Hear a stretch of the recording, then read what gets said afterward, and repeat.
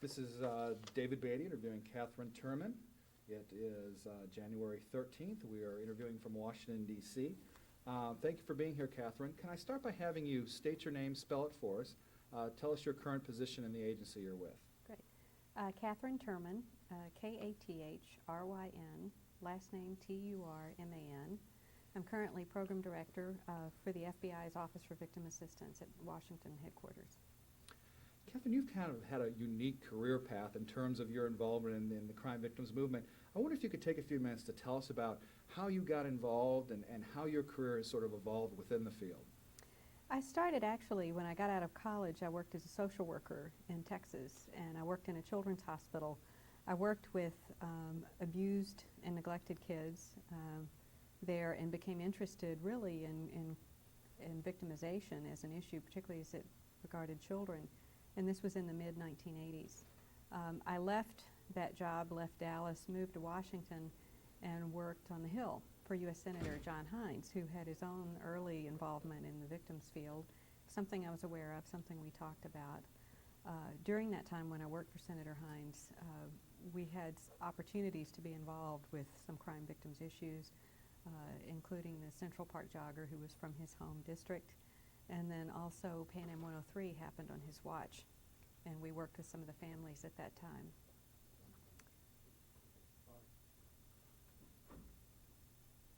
I'm sorry, go ahead.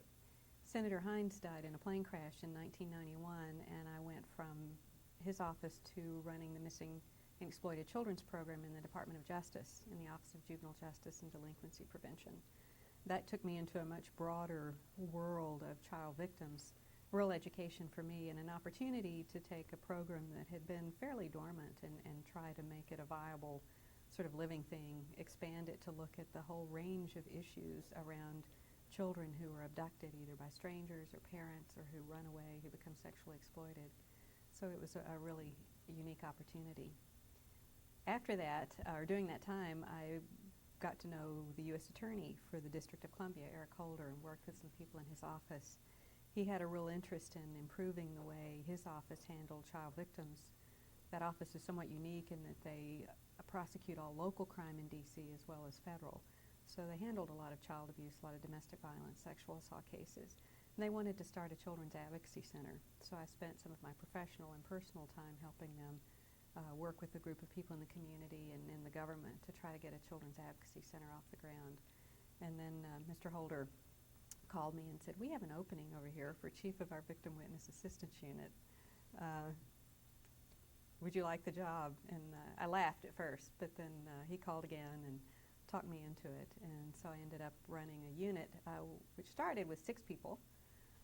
And by the time I left, 3.5 years later, we had 26 full-time victim assistance folks, including the first 2 child interview specialists in the federal government. And that was all with the support of Eric and the then Attorney General and just the whole U.S. Attorney's Office. And I was happily doing that work, dealing with thousands of victims, a program that dealt with probably around 10,000 to 12,000 victims a year, ranging from misdemeanor crimes to international terrorism. Worked on Kobar Towers, some other things. And then I got a call one day from Eric Holder, who was then the Deputy Attorney General, who said, "The OVC director has left. We'd like to send you over there." And I thought it was going to be for a 120-day detail, and I was still there a few years later. But one of the most remarkable experiences of my life to work with that office and the people who were involved in this field. And you are currently? Currently, well, the little background. Over the years working with the FBI, I had a lot of respect for the agency, but they never had a very strong victim assistance component. And I used to complain about that over the years, and Attorney General Reno and I used to commiserate every now and then sometimes about why can't the FBI get a viable program going. So last December 2001, the new FBI director, Robert Mueller, who I'd worked with over the years, particularly on Pan Am 103 and then at the U.S. Attorney's Office, called and said, "We don't have much of a victims program over here, and why don't you come over and run it?" So I've been doing that for a year, and it just goes to show, I complained so much about the program that now I have the opportunity That's to make right. it work. So there is Be justice careful in the world. what you complain about, That's because true. you may be in charge of it the next day. That's true. I'd love to follow up with you and have you talk a little bit more about your experience as the director of OVC. Mhm. That really was kind of a seminal role at a very critical time. Could you spend a little time talking about sort of how you came to that job and sort of what you had intended to accomplish and what you were able to accomplish during your tenure? Well, I think one of the things I've learned, and I've been around OVC a long time, I've known a number of the directors, and I knew Jane Burnley Sigmund now, I knew Eileen Adams. And it seems to me each OVC director leaves a mark, but a lot of it has to do with the context of the time that they're there, the issues that are going on, where the field is, events that sometimes people can't control. As I said, I went in thinking I was going to be there for 120 to 180 days or something on a detail. So my first response was to go in, learn the office even better. I knew most of the staff, but really find out what they were doing and look at how I could help facilitate their work. Then I thought it was more of just sort of a caretaker role. And then the Justice Department and the AG's office came back and said, no, it looks like you're going to be here a while. So my sense of the office was that it was a good office, it had a good mission, had a lot of different interesting projects going on, and my thought was to try to sort of sort through those. One of the things that when I came in, there were a lot of projects that were sort of nearing completion or that had just been completed, and then trying to figure out where do we go with these, which ones are worth continuing, what have we learned from some of these that lead us to the next steps. The products that we've developed in some of these grants, how do we get them off somebody's desk and out into the field? So that was something that I really was interested in doing.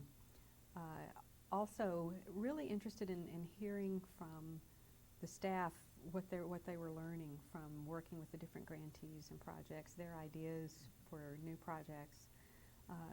It was an interesting time, a really good learning time for me, and I think for everybody there.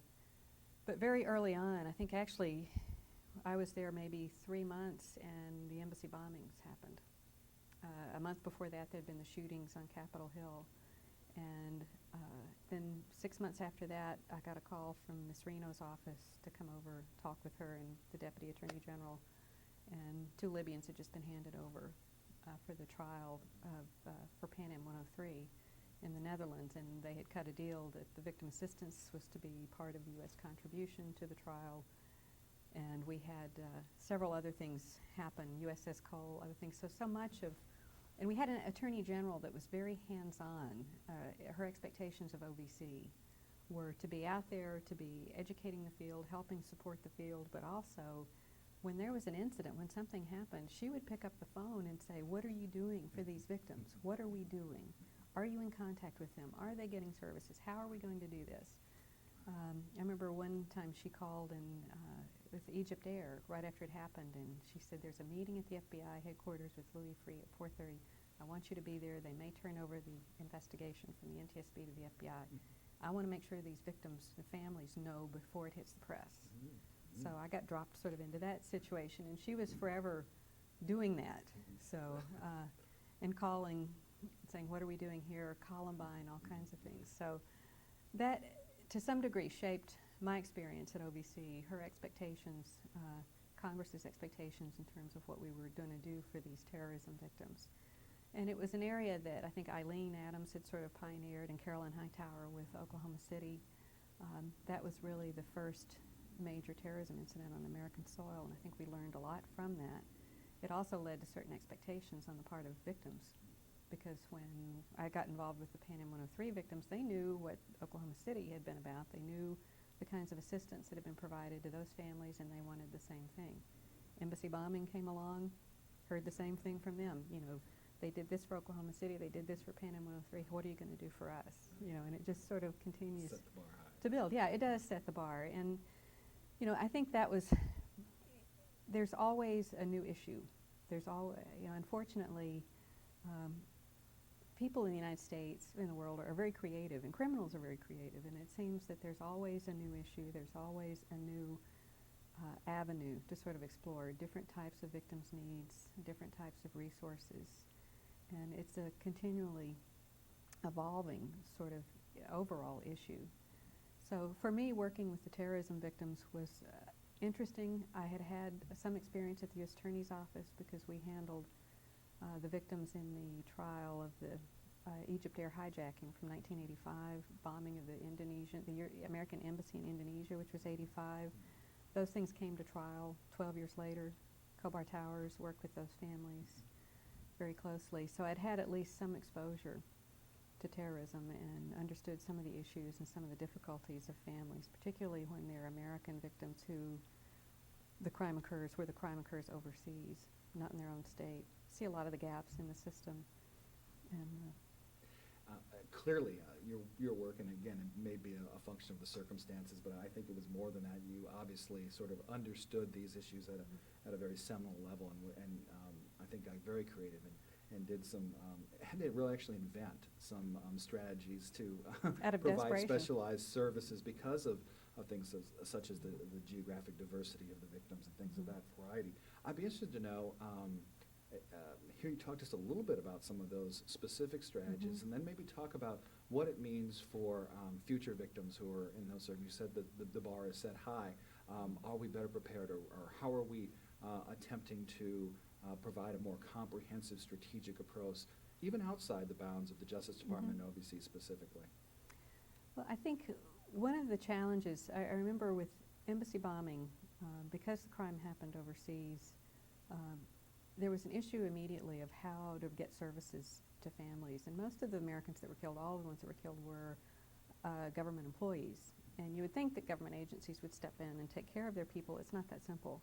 As a matter of fact, it gets even more complicated because you have a whole web of different benefits and agencies that get in the way, and workers' comp, versus benefits versus, and one of the things we found was that a lot of the victim service agencies and the organizations in the states, some were very responsive to terrorism victims overseas, but in other cases they were blocked by their own legislation, their own program criteria from helping people. And I remember we worked with 2 embassy bombing victims, Ellen Bomer and a guy named Frank Presley, who both spent 7.5 months in Walter Reed Hospital recuperating from catastrophic injury. And they both had the same kinds of issues and needs, but Ellen was from the state of Texas, where her home residency was, although she worked abroad with her husband, and Frank's home state was another state, and the difference in what they were eligible for in terms of compensation was phenomenal. It was, almost 90% difference. So trying to explain that to victims and, why one person can get something and somebody else can't get the other, and that was difficult. So we worked very creatively with the different programs who were very amenable to trying to help where they could. Pan Am 103 came along, and one of the obstacles we had, as I said, Ms. Reno sort of dropped us into this, and the trial was supposed to start within 5 or 6 months. Luckily, it was postponed, but the first thing we had to do was find all the victims. No one had kept an updated list of all the families over the years. So the first thing we had to do was assemble a database of the eligible family members of 270 victims. There were some policy decisions that had to be made. We went to Ms. Reno on one, and she went to the Hill, which was, okay, we have 179 American victims, and the rest are British and other countries. What do we do? And they basically, Ms. Reno came back and said, we treat them all the same. This is our contribution to the trial. The Scots are picking up, $100 million worth of stuff, so this is what we're going to do. Don't discriminate between the victims. So once we were able to find everybody and build a database, which a lot of it was going to different attorneys that had represented the families in civil suits, the State Department, FBI, everybody combining the list and then working with the families themselves and said, oh, well, here's a new address for this person. The other thing was realizing they lived in 46 different states and 21 different countries. How on earth do we get in touch with these people? How do you keep them informed? And I remember one day I was at a DNA commission meeting out in New Mexico, and I was sitting next to Judge Ron Reinstein from Maricopa County. And I was telling him about this dilemma, and I said, the only thing I could think of would be to set up a website, a special website for the families where they could log on and get information. Everybody would have access as long as they had a computer or access to one through a library. And we started talking, and he said, well, my daughter, Stacy, is a Lockerbie scholar at Syracuse University, because there are 35 Syracuse students. And he said, the law school already has a Lockerbie trial website at Syracuse. You ought to talk to the dean. And he made a phone call, and the next thing you knew, Syracuse University Law School had taken on the difficult task of developing a website for this trial, and it was phenomenal. And it was one of the most cost-effective things. I think it was $200,000 for basically 3 years of a website that had everything from history and archives of the case to daily transcripts of the trial and summaries that the law students would do, because sometimes the transcripts could be a couple hundred pages for one day. And at the end, just had a total archive of the case. There was a discussion forum for the families to talk to each other. We could post information. The Scottish prosecutors could post information. And it was a very well-used, very effective tool in that case. And even archived it in the end by creating a CD. A CD-ROM, yeah. Compartmentalized and could be available to every family member as sort of a history of their experience. As a matter of fact, there's a museum in Scotland that wants a copy. I had sent them back to OVC of that CD-ROM because they're doing a whole Lockerbie sort of area in the museum, and wanted to have some of the information about what OVC had done for these families, because it was a record. It was really kind of groundbreaking in a lot of ways. It was a lot of work. Absolutely, yeah, it's a lot of work. Yeah. Great. Well, let me move you on to some broader perspectives with regard to the field itself. You've been in this for how many years now?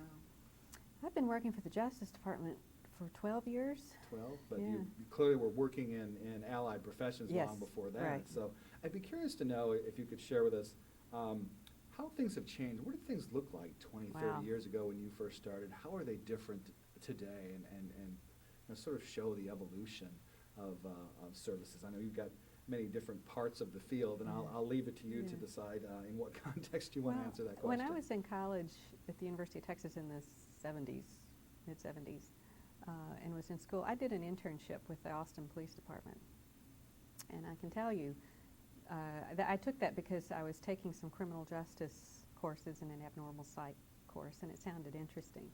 The police department at that time had nothing. I mean, it wasn't even on the radar screen in terms of what you do for I mean, there were individual police officers who went out of their way to be kind and helpful to victims and to try to get them information or stay in contact with them. But it was very much a personal choice and style and approach. When I worked with abused children in the mid-1980s, there was really nothing there. I mean, you worked with Child Protective Services, which was very limited. They had a limited understanding of abuse and neglect. If you think back to Dr. Henry Kemp, when he did his first work on child abuse, it wasn't that long before that. And even when I was working with the Missing Children's Program, there were victim service programs in place, but there were certain issues. For instance, I dealt a lot with international and domestic parental kidnapping, and these can be very devastating events. But there were few services. Most of the victim service programs, particularly, unless they were a missing child organization like Vanished Children's Alliance or Child Find or one of those, they didn't recognize parental abduction. They didn't really deal with the impact of that. So to watch a whole network of service providers, particularly, I said most of my experience has been before that was with child victims, to see, I mean, I remember the days of the McMartin and the Jordan, Minnesota, and the Presidio multiple child abuse cases where they became so controversial, and to see now the number of forensic interview specialists, the sort of scientifically sound approach that they have developed toward interviewing kids, the prevalence of children's advocacy centers around the country, court school programs for children, none of those things existed. And working in Dallas, when I was in the Missing Children's Program in the early 90s, I got to know a police officer named Lieutenant Bill Walsh, who came into the Dallas Police Department and took over the Crimes Against Children program at the time I left Dallas. So it was interesting getting to know Bill and going back to Dallas and seeing how he turned a small unit in the police department where they used to dump problem officers into a very large and elite and well-respected section of the police department. He had been instrumental in working with community and other people to develop a model children's advocacy center that just continues to grow. And to go back and see all of those things in place when there was really nothing for kids, child victims before. And the progress has just been phenomenal. As soon as though we get one issue nailed down, there's 3 others that pop up. But and that's what keeps the field, I think, dynamic. But it is amazing to see, the SANE programs. There's a wonderful program out in Fairfax County at Inova Hospital. They have a forensic assessment center that started as a small SANE program. Now they do a lot of victim work there, child and adult. And I've had occasion in the FBI to use that program for some victims in some of our cases, and have just been amazingly impressed and proud of where the field has come. Well, my next question may or may not relate to what you were just describing, but I'd be interested to know, what did you see as the greatest challenges as a pioneer in this field? What was it that was sort of standing in the way of change or implementing the programs that you were involved in? Well, I think institutionalizing some things. I think getting legislation that makes it not just a personal choice of someone who's running an agency, whether it's public or private, but having some parameters that require certain things for victims. And that's, I think, one of the greatest accomplishments of the field and the movement is to institutionalize some things into law. Funding is definitely an issue, but also I think the thing that I've learned most, I think, working with victims is how little I know. I learned a long time ago not to assume that I know what a victim wants, an individual victim or a group of victims. I've learned to ask what people want, what's important to them. I've also learned that, and it's interesting being someone who majored in sociology and worked as a social worker, to see there are so many people and professions that come into contact with victims in a very large way, but they don't have the same training. And I think one of the things OVC did while I was there, and I can't take credit for it because it wasn't my idea, I think it was Joy Watley's or somebody's, was to give a grant to an association of social workers in a social work school and develop a curriculum, because I know that there were some studies done that showed that the majority of clients in a caseworker's caseload had some form of victimization, either current or in their past, and something like 70 to 80%. So, here's a whole profession out there that's been sort of ignored in terms of they haven't quite fit into the victim assistance field as we know it, traditional victim services. But they're dealing with the consequences. But they are dealing with the consequences, and being able to sort of broaden the view to look at all the different professionals who come into contact with victims and try to educate them, get them on the same wavelength, hook them in to victim service providers, whether they're in nonprofit, community-based organizations or in police forces or prosecutor's office or courts or wherever, because we all have, or part of that net, supposedly, that we want to create to help victims. And they come in through so many different avenues. And I think that is one of the greatest challenges, is to keep an open mind, not be too tied to the past or our limited way of thinking, and be able to just keep looking at what it is that victims need. I know one of the things that used to frustrate me when I was at the U.S. Attorney's Office in D.C. and working with victims and trying to get services or mental health for them, dealing with insurance companies. And how often we ended up on the phone talking to a caseworker at an insurance company and saying, this is a rape victim, she was raped, she was tortured, 6 visits to the Kaiser or whatever community mental health or HMO, mental health person isn't going to cut it. They don't have training to deal with what this person's gone through, and 6 visits isn't going to make a significant difference. So how do you reach out and educate people who have an impact on what kinds of resources victims are able to get is really important. Okay, well, maybe we'll get through this next question. What secrets or tactics or strategies did you find were most effective in causing some of these changes, causing the different perspectives and clearing some of the hurdles that stood between victims' needs and victim assistance? Well, as with most things, I always have to learn the hard way first, and I made my share of mistakes, and that is sometimes in not looking carefully at the audience that I was trying to reach or the group I was trying to deal with. We're all very self-interested to the same degree, so learning to step back, talk to people, look at their interest in a particular issue or their role in dealing with victims, and trying to understand from their point of view what it will take to get them to buy into this, or to do a certain thing for victims, to develop a certain program or approach. And I particularly learned that in working with people in the criminal justice system. I'm in the process now of helping to train 112 new victim specialists in the FBI, and many of them are coming from outside the Bureau, and trying to explain to them, these are agents that you're dealing with. They are investigators. This is their career. This is what they do. This is the way they look at their case.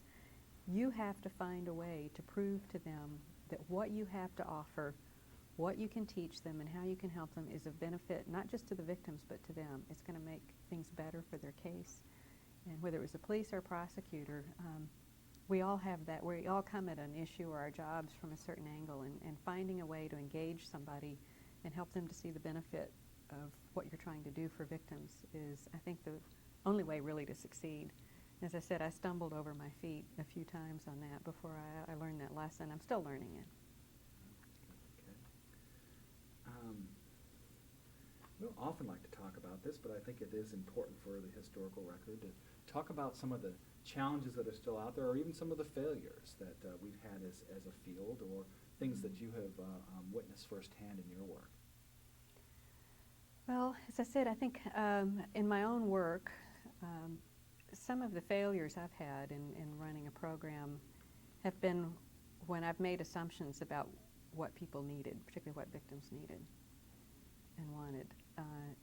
I've designed small things or larger things and thought, oh, this is a wonderful idea. And then when you try to put it into practice, it's like, no.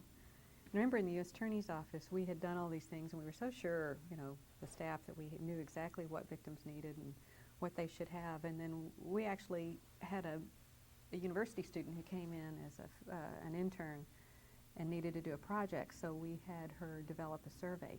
And she conducted in-person and phone interviews, as well as doing a written survey with a random group of victims who had been through our office. And it was very enlightening. And as a result, there were some things we scrapped and things that we changed. And one of the things that we were so sure that victims needed or wanted right away was good mental health. And for the most part, we're dealing with homicide families. They're not thinking about that in the first days or weeks or months. A lot of times those issues don't come up until later. People expect to feel bad. They expect to feel grief. They expect to be disoriented and in shock in the early days, and recognizing that what they need is to some degree determined by where they are in the process, and that's very individual. So I keep coming back to that, but that was a huge lesson to learn, was not to assume that I know what they need. Be customer oriented, so to speak, since exactly. they are the ultimate consumers of what we do. Absolutely. What would you say, if you had to pick one, and it's difficult in a long and illustrious career like yours, what would you say is the greatest accomplishment, either in your personal career and maybe also as a field as well?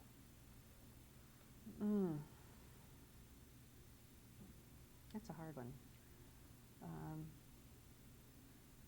I think I'm very proud of the work that we did in the U.S. Attorney's Office. D.C. is a very challenging environment. A lot of crime, a lot of really horrific crime, a real dearth of resources. And to take that program, to be able to take a program with 6 people and grow it into 26, and it's still growing. And the person who took the job after me made wonderful new contributions. The person who's there now is someone I knew and worked with, and she's going off and meeting the new challenges of what's there. And to see that program has survived and continues to grow and thrive in an area of the country that has so little else in many ways to offer is a real source of satisfaction to me, to know that there are people there who are still making a difference for some of the neediest victims in this country, who live in the shadow of the Capitol, but who are often very forgotten. So, and that was done really with a team of people and with incredible support from the U.S. Attorney at the time, who really put his money where his mouth was and was very committed to what we were doing. And again, that was Eric Holder. Eric Holder. And that continues now with the new U.S. Attorney, Roscoe Howard, and the other folks there. It's still, sometimes you worry. You do a program and then you feel like sometimes they don't work as well when you leave, and maybe that's ego or what, but it's nice to see that program is really, has continued yeah, and flourished. it's really thriving. And then I have to say I never in my life ever imagined that I would be as involved or working with terrorism victims, and I think that it was something I sort of was pushed into in a way. I mean, I had no choice but to sort of start to deal with these cases when I was at the U.S. Attorney's Office, and I found them challenging in a different sort of way from other types of cases I dealt with, and I think somewhat timely. Hopefully we've been able to learn some things and put some things into place for terrorism victims that has helped hopefully with 9/11. And then in my job now in the FBI, I continue every week to work with new terrorism victims. They're not big cases like 9/11, but they're Americans who are killed or injured abroad, and just I learn by doing, and I work with each victim, and from figuring out how to get a body back to the United States, which isn't that easy, particularly when you're looking at a third world airline. I mean, it's a real challenge, but that's an issue that sort of has its moment. It won't be, the issue in the moment. In the future, there'll be something else. Blaze that trail so we know how to do it. But we're inventing a lot of it as the demand requires. Yeah. And now we're dealing that with a lot of cyber sort of stuff. I get agents and victim specialists who call me with really difficult questions about who's a victim in some of these huge computer intrusion cases or fraud cases, and what are their rights, and how do you notify them, and how do you do these things? How do you fulfill the requirement of the law for the rights of these victims and do it in a way that is feasible? Absolutely. What if I can venture just a little further down this line, would you say is the greatest accomplishment of the movement generally, or what do you think is the best sign that maybe we're making progress as a field and movement? Well, two things. I mentioned earlier, I think the fact that so much of we've moved from a victims' rights movement to a field. That in itself is a huge accomplishment. Programs are institutionalized, funding is institutionalized, not that there couldn't be more and better and improvements made, but we really have become a field. And you look at the number of universities that are starting programs to train people professionally on victim assistance. I think there's always going to be an awareness that there's a role for all kinds of people, including victims themselves, who may not go into this as a profession but have a crucially important role to play. But I think those things, to me, are what to show us that it's not just a flash in the pan movement. This is here to stay, and it's become a part of the fabric of our country. And hopefully, internationally, there are a lot of other countries that look to us for as a model for how to do victim assistance. Thank you.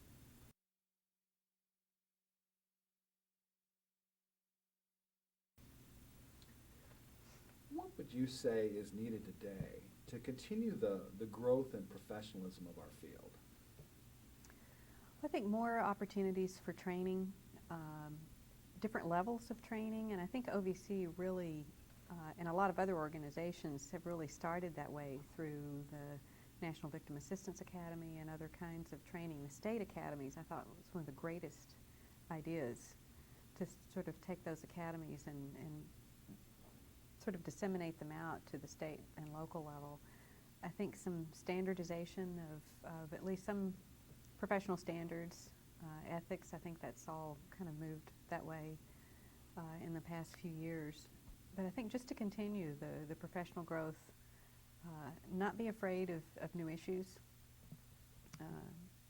Somebody's got to stay sort of on the cutting edge of things, and one of the things that I always felt was so important at OVC was I'd go around and talk to people and realize that there were folks in all kinds of programs all around the country dealing with the same kinds of issues, asking the same kinds of questions. You know, who's doing this already? You know, can we get information about what these people are doing or how they've addressed this issue?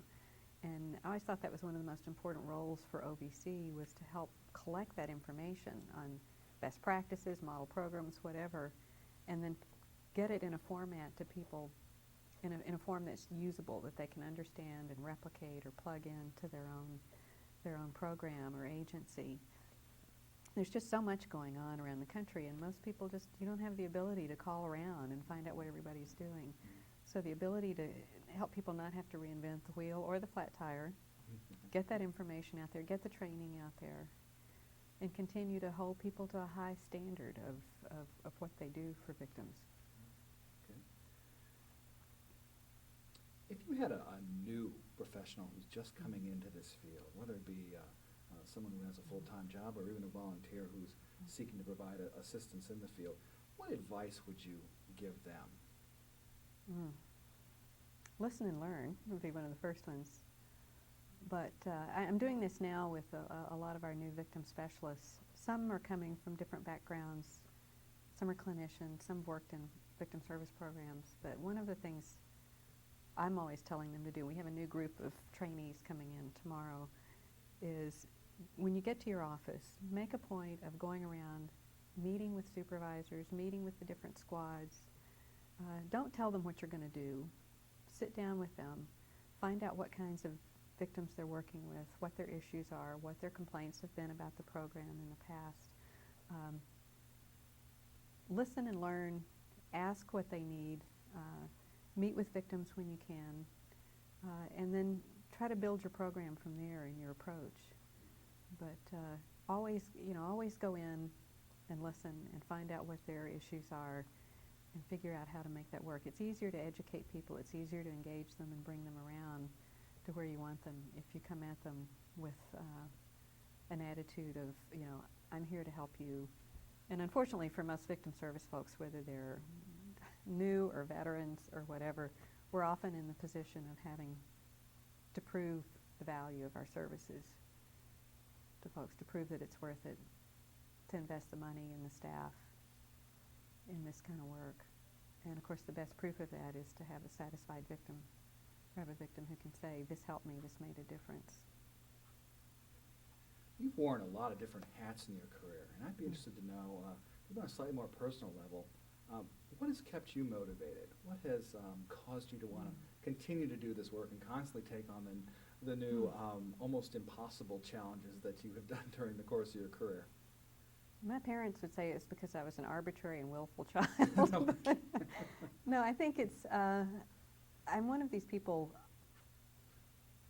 it can break your heart, and I've had my heart broken working with, whether it was a child abuse victim or family of a homicide victim or a rape victim, a domestic violence victim who couldn't find a way out,